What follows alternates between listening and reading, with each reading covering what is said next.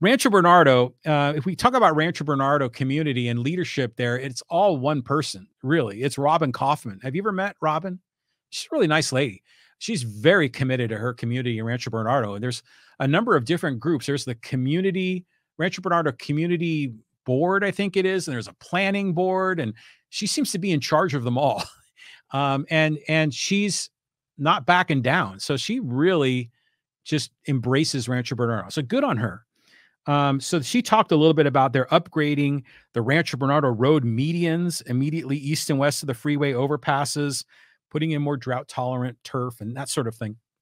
And it's kind of strange because, Rancho Bernardo isn't a city. Rancho Bernardo is part of San Diego. So the Rancho Bernardo, community, what is it called? The community is the council well, there's an RB maintenance assessment district. There are all these different names for these different groups, of which Robin Kaufman has her fingers in just about every one of them. In the end, they don't have as much juice as in Poway, because Poway is a city. We have our own city government, our own, parks and rec, our own waterworks. I mean, we've got our own employees, and our city council and our mayor and our city manager can direct them to get stuff done. Where in in Rancho Bernardo, they can really only make recommendations. And I think in some cases, the city council gives them a little slack where they can control some small things in their community. But to a large degree, they lack a lot of the power to make some of these things happen. That's why it seems like the things on their list seem more ancillary, like by talking about medians along Rancho Bernardo Road, which generally is a good thing. And, they've been talking, or actually they've implemented more median upgrades on Pomerado Road, north of Espola, north of Rancho Bernardo Road, kind of along the Seven Oaks golf course and up there towards the trails. And that's been welcome. It's nice. Apparently, she said that the asphalt and the brick was encroaching on a lot of those trees. So now they're breaking it down. They're opening it up. And it's nice because, Todd Gloria is the mayor of San Diego, but he doesn't really care about Rancho Bernardo the way that people in Rancho Bernardo care about. And people in Rancho Bernardo are driving down these roads every day, and they see some of these essentially public areas that don't look good, that aren't being taken care of. And you've got city employees that are fixing it, but to a certain degree, they're going through the motions. So it's nice to see local people that are able to step up, and that the city government gives the local community that a bit of liberty, that bit of control over their own community.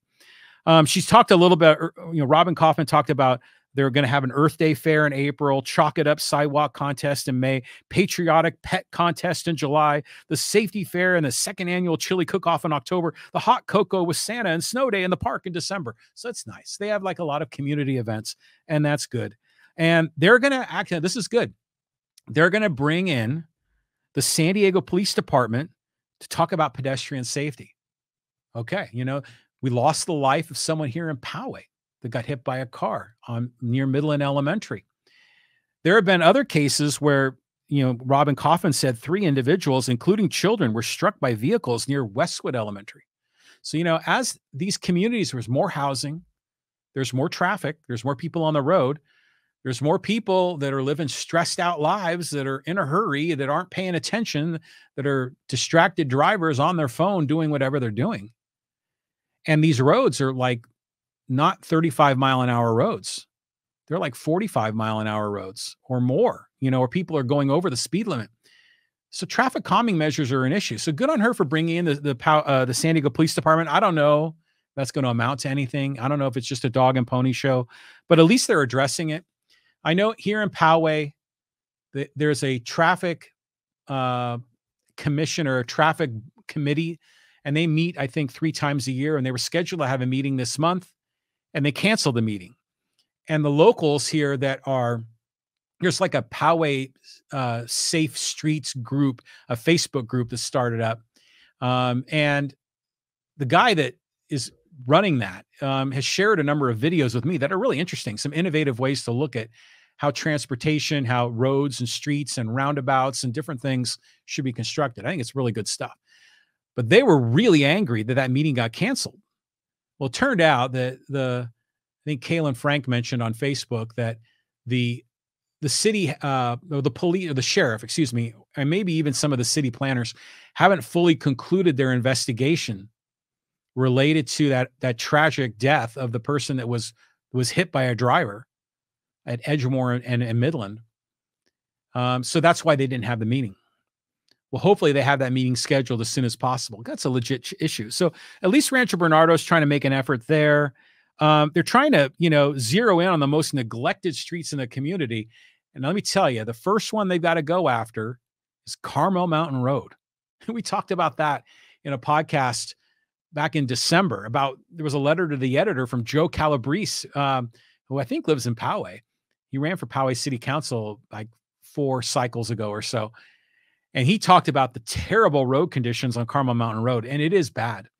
There are potholes, gravel, gaps in the road, undulations from the warping of the asphalt over the years. That needs to be addressed. I mean, that's a legit problem. And there are also communities, especially in the small side streets of the Seven Oaks community, that it's like driving on gravel. Like it would be impossible to ride a skateboard on some of the roads in Seven Oaks. I mean, every micro inch is a divot that you couldn't ride a skateboard on. And God forbid you were a child on a bike and you fell onto that asphalt. I mean, it's like, it's like sandpaper, but really heavy grit sandpaper. You would just get your shins and your knees ripped to shreds if you landed on any of those streets, if you were a child falling off your bike. So there are some legit issues in Rancho Bernardo that need to be addressed. And then she goes on to say, Robin Kaufman, that they're always looking for more fresh ideas, more volunteers in their community. And yeah, good on them for doing that. Matthew Brannigan says, I was wondering why the Carmel Mountain Shopping Center was so busy with cars going to and fro. I realize now that they aren't shoppers. They're driving through to avoid the numerous potholes. Yeah. I mean, it's like Frogger. Remember the Frogger video game where you have to like dodge the cars? When I drive on Carmel Mountain Road, I'm actively dodging potholes. And I even do that to a degree on Ted Williams Parkway, particularly if I'm in the fast lane going eastbound on Ted Williams from the 15 towards Pomerado Road. There are a lot of potholes in that fast lane, and they always kind of reappear. There's a lot of work that needs to be done on city streets. Now, Kevin Faulkner did a great job, I think, getting a lot of streets paved. They made significant effort, but there's just so many streets. I mean, there are streets in Southeast San Diego that are still dirt streets from back in the day. There was a whole article about that. I should have done a podcast on that, about how in low-income neighborhoods, a lot of the infrastructure is being neglected, which is ridiculous. But yeah, I mean, Carmel Mountain Road is a mess. I mean, especially at the intersection of where that Shell station is and Islands. Like if you were driving, let's say you get gas at the Costco gas station and you come out to that intersection and you're going to make a left on Carmel Mountain Road to head back towards Poway. That is crazy right there. I mean, there are all these undulations, gravel, loose rock, because, a lot of the postal trucks drive in and out of there. And that road's just been ripped to shreds. Anyways, Robin Kaufman went on to talk about how the Rancho Bernardo Planning Board is working on a number of other issues, including the proposed cannabis outlet in the shopping center on Bernardo Center Drive. And this is one we talked about a lot, about the cannabis dispensary that would go in at the location of where the old El Torito is, kind of way in the back, right where Rancho Bernardo and Bernardo Center Road and the 15 meet. Gosh, when I first moved to this area, I got so confused because every road was Bernardo something. There was Rancho Bernardo Road, there was Bernardo Center Road, there was West Bernardo Drive. It took me a while to settle in and figure those out, and I still say them wrong sometimes. But it was Bernardo Center Drive and the 15, kind of right across the street from McDonald's. Way in the back, there was an old El Torito, and it's been vacant for, at least a decade. and they were talking about putting in a cannabis facility there, a cannabis dispensary. I think it was called Urban Leaf. And the Rancho Bernardo residents are still hemming and hawing. I know because a lot of, Rancho Bernardo has a history of being a retirement community. Now, granted, that's not all that true anymore. There's a lot more, um, there's a lot more families that live there, more young families, more singles, more apartments, not just 55 and over in Rancho Bernardo. But a lot of times, a lot of the older folks are still kind of slowly coming on board with the fact that cannabis, marijuana, is a medicine. It's a legit medicine that helps people overcome PTSD and glaucoma and anxiety and a lot of other issues. And they still put up a big stink about trying to block cannabis, because they're still kind of back in the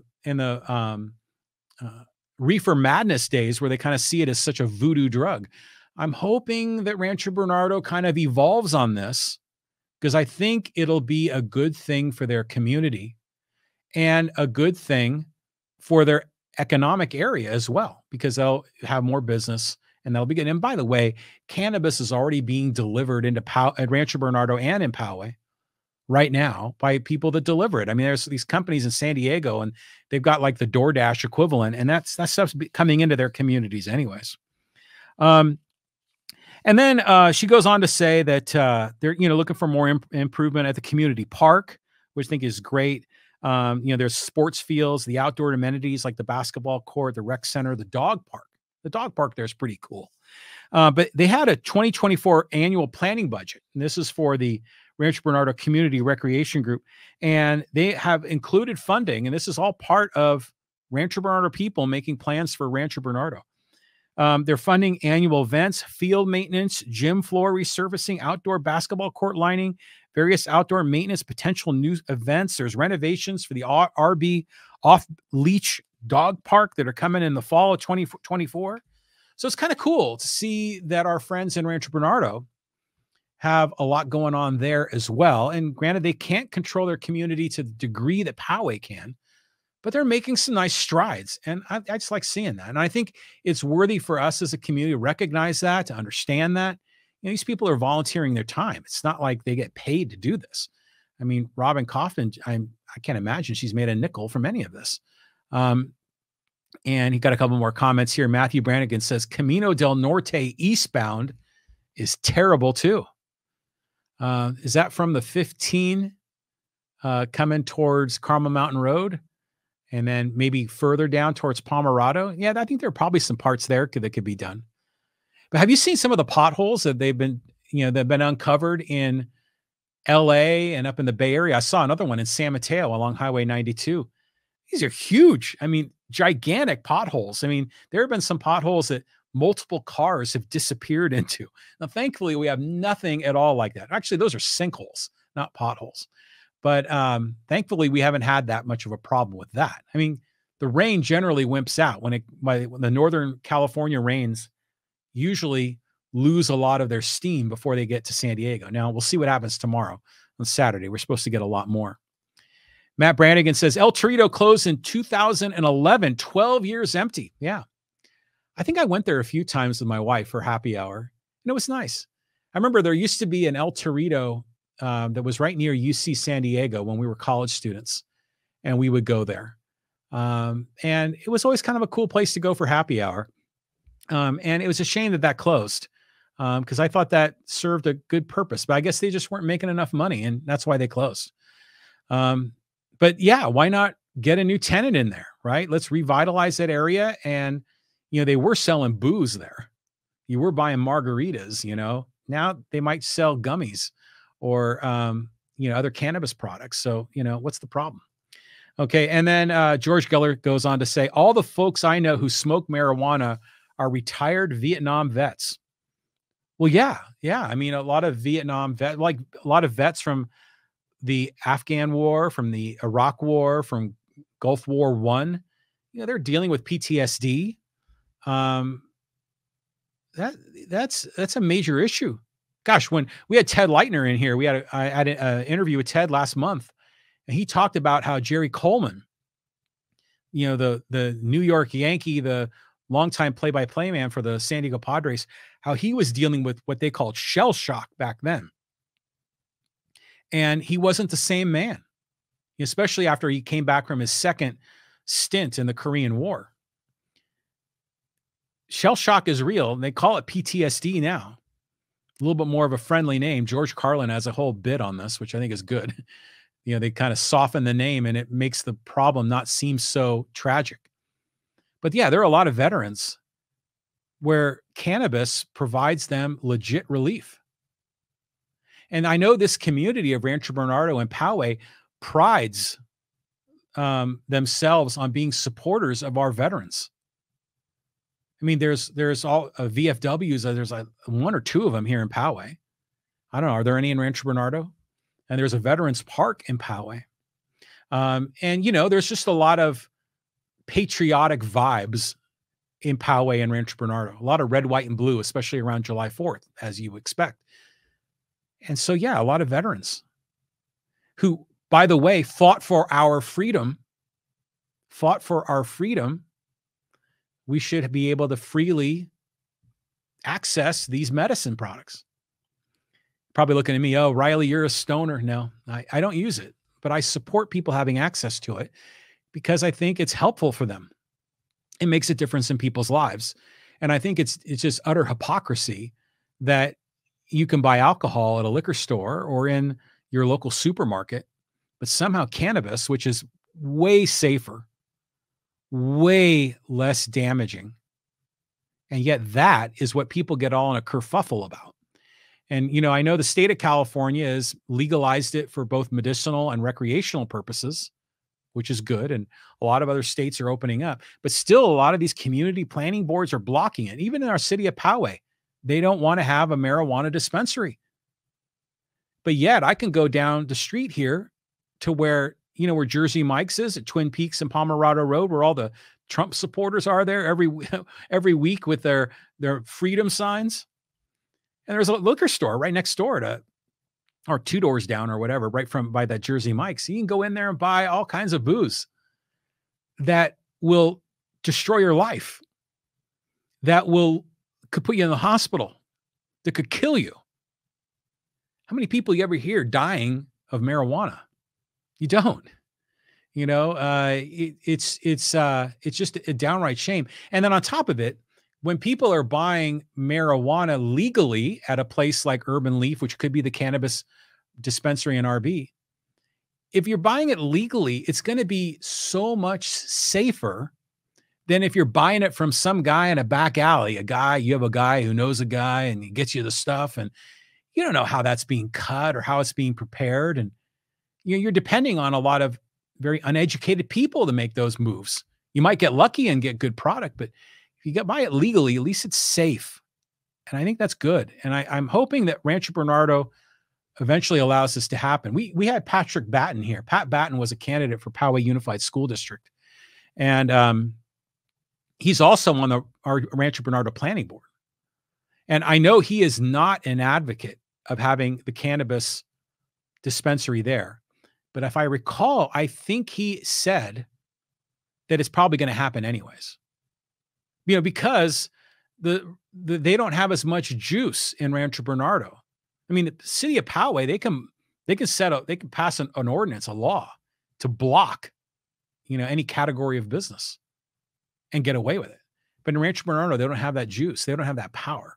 So I think, if I recall, he was, he had objections to it, but I think he acknowledged that it's going to happen. Okay.